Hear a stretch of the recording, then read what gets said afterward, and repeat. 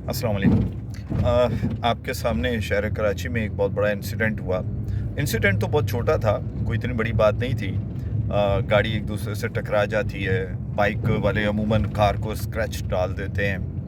लेकिन जब आपके अंदर खुदा न खास्ता फ़रौनियत आ जाए या आपके अंदर कोई गरूर आ जाए तो फिर मामला बिगड़ जाता है। बिल्कुल ऐसे ही हुआ।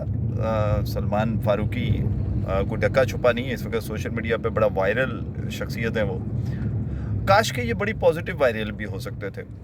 जब इन्होंने उस बच्चे के साथ तशद्दुद किया और तशद्दुद करने के बाद उसके साथ उसकी 2 बहनें थी बाइक पे, और तशद्दुद करने के बाद भी वो खातून, वो बहन, वो बेटी, वो उसके पाँव छू रही है, उसको कह रही है माफ़ कर दे।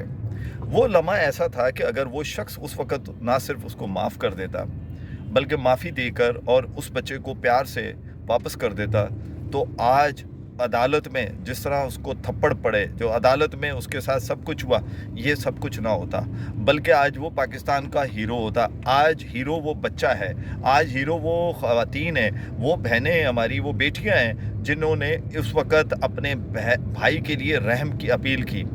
यह है सोशल मीडिया की ताकत, ये है आपकी और हमारी मिलकर ताकत। यहाँ कोई ये लिहाज नहीं रखा गया कि ये किस मज़हब से ताल्लुक़ रखता है। ये पाकिस्तान है, या हिंदू हो, क्रिश्चियन हो, या किसी भी मज़हब से ताल्लुक़ रखता हो, वो तमाम पाकिस्तानी हैं। तो आज सलमान फारूकी साहब, आपको लग गया पता, इज़्ज़त और ज़िल्लत सिर्फ़ और सिर्फ अल्लाह की ज़ात देती है। आपको बहुत इज़्ज़त मिलती अगर आप उस बच्ची को उस वक़्त उठा लेते और उसके सर पर हाथ रखते, तो ये कहानी वहीं ख़त्म होती।